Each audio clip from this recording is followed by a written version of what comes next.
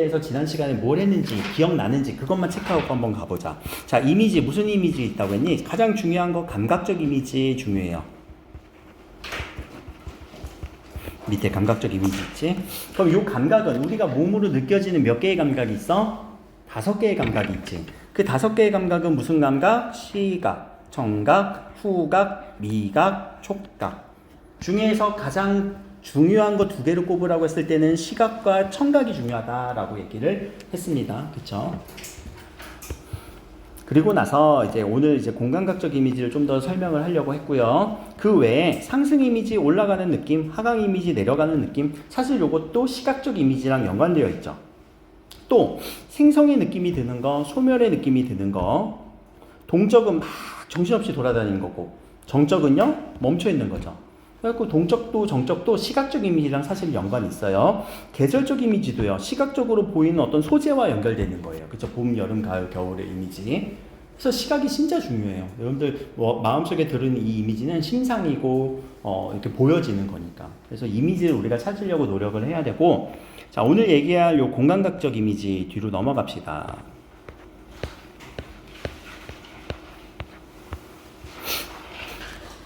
그래서 공감각적 이미지 저번에 제가 요거 설명을 했던 부분이고, 아직 요거 못했던 부분들은 못하신 분들은 제가 보충하면서 설명을 해드릴 거예요. 그럼 자, 얘를 우리가 오늘 연습을 하고 넘어가자라고 얘기를 했어요. 그치? 요거 요 글자 한번 보자. 해질녘 우름이 타는 강을 보겄네. 아씨 뭐야 이거. 해질녘 우름이 타는 강은 뭐야? 뭐에 무슨 할까? 자, 여기서 우리는 뭘 표현하려고 하는 거야? 해질녘 우름이니 아니면 가을강이니 어떤 대상을 표현하고 싶어? 뭘 볼 거야? 뭘 볼 거야? 빨리. 강을 볼 거지. 그치? 그러면 가을강은 어떻게 느낄 거예요? 시각으로 느끼면 되겠네. 그치? 본다고 했으니까. 그런데 이 시각을 앞에 우름이 탄데 해질녘에 울음소리가 들리는 느낌으로 느낀데 요렇게 수식이 되고 있죠. 그럼 울음은 어떻게 느껴야 돼요? 청각이죠. 요거 연습은 이렇게 하는 거예요. 그래서 어떤 대상을 느낄 건데 시각적인 대상을 느낄 거야. 그래서 시각의 어떻게 느낀대요? 울음소리로 느낀대요. 청각화. 맞니? 맞네. 그래서 시각의 청각화. 이렇게 연습할 수 있느냐 없느냐, 찾아낼 수 있느냐 없느냐. 이게 그 문학에서 여러분들 이제 시험 범위 1학년 때 문학이 적어도 중간기말 해서 2번씩은 나오거든요. 교과서 구성상. 그러면은 공감각적 심상이 나오는 교과서인 순간 한 문제짜리는 나와요. 적어도. 그리고 이제 그거랑 비교대조하라고 하지. 그럼 여기도 이제 한번 가봅시다. 나비어일의 새파란 초생달이 실이다. 그럼 누구를 설명하고 싶은 거예요? 나비어리를 설명한 거예요? 아니면 초생달이에요? 실이다예요? 새파랗다예요? 초생달을 얘기하려고 하는 거죠. 그치? 그럼 자, 초생달은 어떻게 느껴야 돼야? 가서 만질 수 있어? 촉각이야? 맛볼 수 있어? 안 되네. 얘도 시각이죠. 근데 앞에 새파란이라고 하는 이 감각은 무슨 감각이니? 새파랗다 어떻게 느낄 거야? 시각이지. 그럼 잠깐만, 야, 시각에 시각하는 전이가 일어난 거야? 바뀐 거야? 안 바뀌었죠? 그럼 새파란이 중요한 건 아니네. 뒤에 시리다가 중요해. 아우 시려 어떻게 느껴야 돼? 촉각이지. 그러면 이거는 뭐예요? 자, 어떤 대상을 초생달이라고 하는 시각적 대상을 촉각화 시켜준 거죠. 그래서 시각의 촉각화.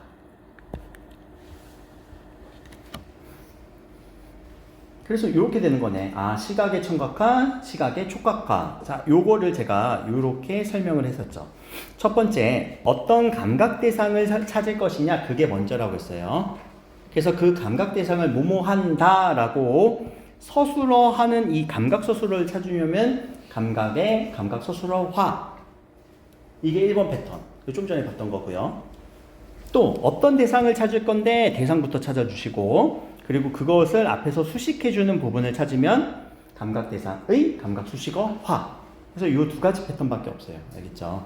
그래서 좀 전에 봤던 첫 번째로 봤던 울음이 타는 강을 보겄네 할 때는 이 2번째 패턴이죠. 울음이 타는 강. 근데 발이 시리다는 1번의 패턴이죠. 이 패턴 2가지 기억을 해주셔야 된다라는 거지. 이렇게 공감각적 이미지에서. 그럼 밑에도 한번 또 보자. 다른 과일보다 향그럽다. 누구를 표현하고 싶었어? 과일이야, 달이야? 달이지. 달은 어떻게 느껴? 눈으로. 근데 어떻게 얘기를 했어? 향그럽다. 냄새네. 그럼 뭐의 무수나? 시각이네요. 향그럽다, 후각이네요. 뭐의 무수나? 시각의 후각화. 되죠? 안 되진 않을 거예요, 이제. 자, 여기서 분수처럼 흩어지는 푸른 종소리 뭘 느끼고 싶어? 나 종소리 느끼고 싶어. 소리 어떻게 느껴요? 청각으로요. 근데 그 청각적으로 느껴야 되는 소리가 어떻대요? 푸르다라고 감각적으로 수식해주고 있죠? 그러면 푸르다는 어떻게 느껴? 시각화. 그래서 청각의 시각화. 밑에 나는 향기로운 님의 말소리에 귀가 먹었습니다. 오, 잠깐 이거 되게 어렵다. 근데 느끼고 싶었던 건 뭐야? 향기로운 말소리, 귀 먹고 말소리지. 나 말소리를 느끼고 싶어. 근데 그게 향기로운 님의 말소리래. 그쵸? 항상 이렇게 꾸며주는 거 제가 관형 되게 강조 많이 하잖아. 그럼 말소리 느끼고 싶네? 청각이고요. 향기롭대요? 후각이에요. 그래서 청각의 후각화. 밑에 파란 바람이 불고는 저번에 설명했던 거죠. 바람 느끼고 싶어요. 촉각 느끼고 싶은데 파랗대요. 시각이네요. 그렇죠? 그래서 촉각의 시각화. 이렇게. 이거는 그래서 여러분들 계속 연습하시면 돼요. 눈으로 연습해도 충분히 됩니다. 그래서 공감각적 이미지까지 여러분들한테 지난 시간에 연습해 오라고 얘기를 한 거고, 자, 오늘 하는 얘기는 이제 시상 전개 방식이에요. 그렇게 길진 않습니다. 오늘 시상 전개 간단하게만 정리하고 마무리할 거. 오늘 뭐 문법 문학 내용이 그렇게 내용이 없어서 앞에 문법을 좀 많이 할애를 했거든요. 자, 그러면 자, 시상이 전개된데 이 시상이란 단어부터 처리를 해야 되겠죠. 시를 공부할 때는 우리가 어떤 식으로 전개가 되느냐, 흘러가느냐라는 말이에요. 그럼 시상, 여기에서 핵심 단어 한번 보자. 시상은 시를 짓기 위한 착상이나 구상, 즉 시에 나타난 시인의 생각이나 정서를 말한다. 생각이나 정서, 혹은 뭐 구상. 그럼 이게 전개가 된다라는 거지, 그치? 혹은 시상은요, 그냥 이렇게만 처리해도 돼요. 시의 상황. 뭐 정서, 생각 뭐 이런 것들 다 상황이니까, 알겠죠? 이렇게 처리해도 괜찮아요. 전개할 때는요. 어떻게 바뀌니? 또 생각이나 정서가 어떻게 바뀌니? 그럼 전개라는 말은 뭐예요? 일정의 흐름이겠지. 그렇죠? 그래서 이 일정한 질서, 일정한 방식. 그래서 시가 흘러가는 방식을 우리가 보자라는 거야. 어떤 방식으로 가니? 직선으로 가니? 곡선으로 가니? 아니면 왔다 갔다 하니? 혹은 반대로 가니? 그런 느낌이에요. 자, 그랬을 때, 자, 여기 있는 글자들 한번 볼게요. 시상이 대해서 우리가 세 가지로 한번 볼게요. 하나, 집약. 둘, 전환. 셋, 확산.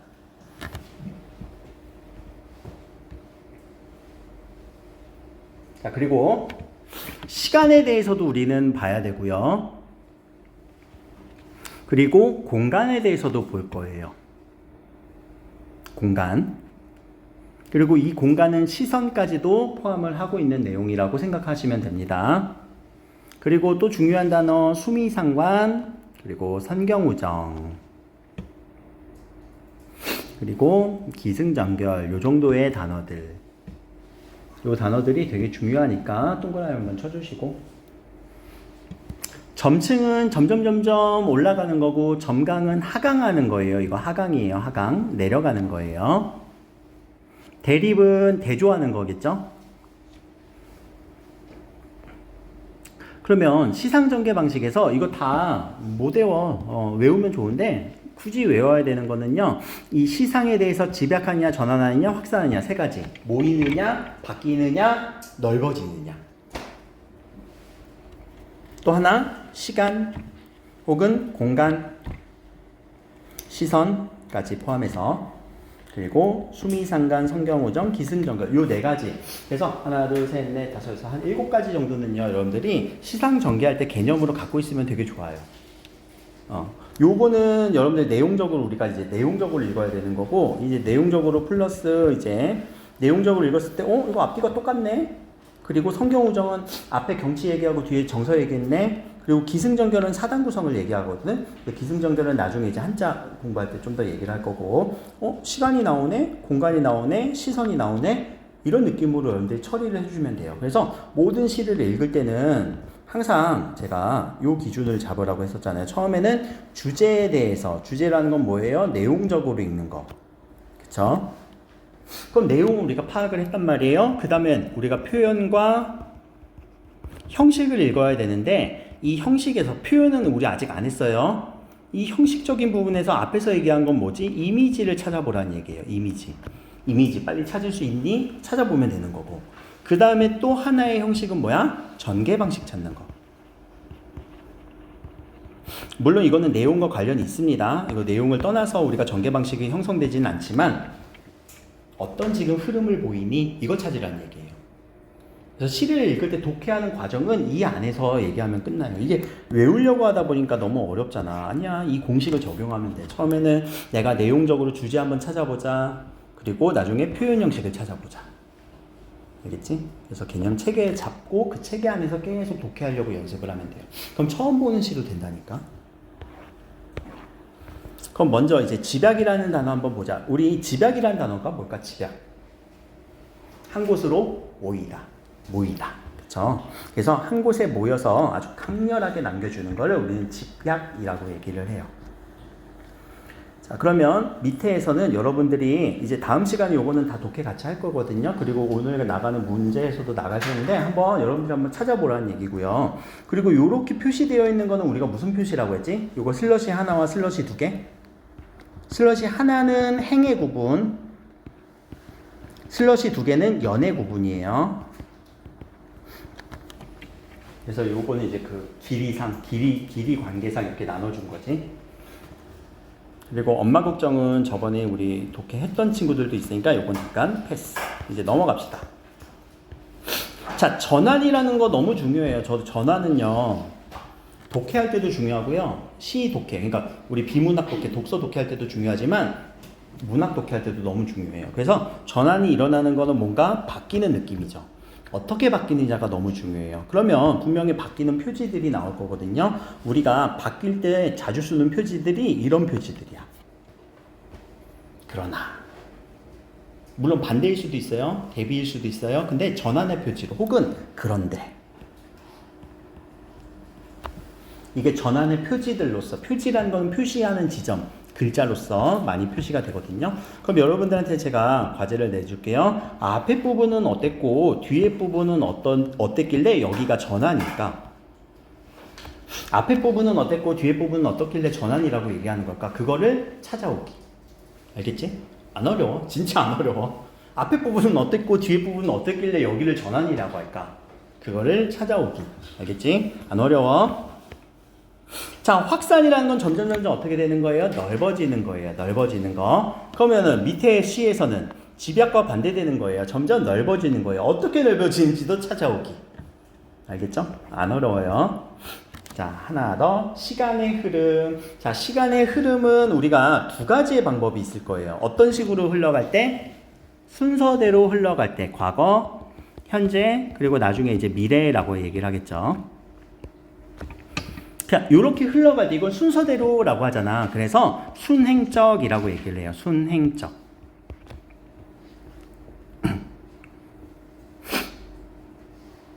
자, 근데 반대로 흐를 수도 있다? 어떻게?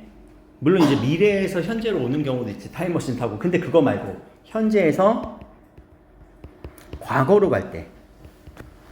그럼 이거는 순행적이 아니라 뭐라고 할까? 앞에 무슨 글자 하나 더 붙이면 돼? 역순행이라고 얘기를 해요.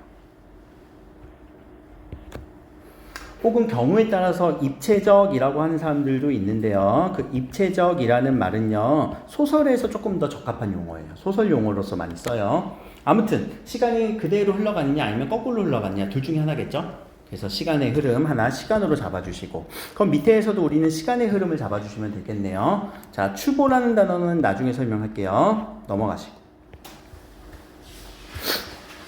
자, 이 공간에 대해서 이제 얘기를 할 건데, 자, 공간은 아까 시선과 같이 처리를 할 거예요. 그럼 이 공간은요, 첫 번째, 화자가 이동하는 공간인지, 화자의 진짜 이동이 나오는지. 그래서 화자가 이동하는지가 첫 번째. 그리고 공간은요, 화자는 이동하진 않고요, 시선만 이동하는지. 그러니까 이 공간을 바라보는 시선만 이동하는지. 그래서 그렇게 개념 하나 체계를 잡아주시면 돼요. 그러면 공간이 이동하는 곳에다가 동그라미 쳐오고 시선이 이동하는 곳에다 동그라미 쳐오고. 그럼 시선의 이동은 우리가 시선이라는 거는 바라보는 거죠. 그럼 바라보는 대상이 바뀌는 거겠네.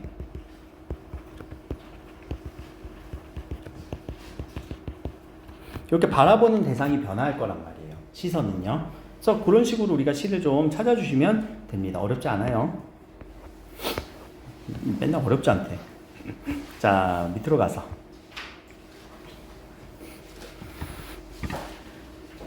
자, 밑에 수미상관 나옵니다. 수미상관은 처음에도 한번 설명을 했을 거예요. 숫자가 머리 숫자, 밑자가 꼬리 밑자. 그럼 머리와 꼬리 처음과 마지막이 서로 상관, 서로 관련이 있다, 비슷하다. 그래서 여기와 여기가 서로 수미상관이죠. 그럼 수미상관 같은 경우는 자, 수미상관이 있네 하고 끝나는 게 아니라 여기선 중요해. 1번 구조적 안정감,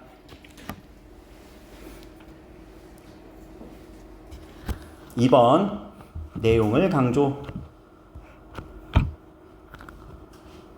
자, 내용 강조 밑에다가 주제 강조라고 해도 돼요. 그냥 시어의 반복보다 수미상관 같은 경우는 주제까지도 영향을 끼칩니다. 그리고 하나 안 나왔네. 3번 운율 형성.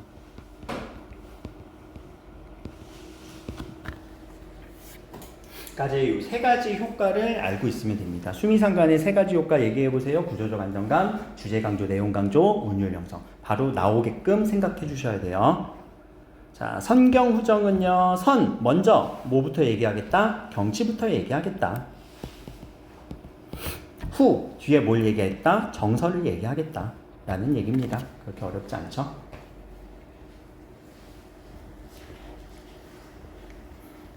요거 반대도 있어요. 선정 후경도 있어요. 그럼 이거는 무슨 말일까? 먼저 정서 얘기하고 뒤에 경치 얘기하겠다 라는 말이겠지? 그렇게 어렵게 생각하지 마십니다.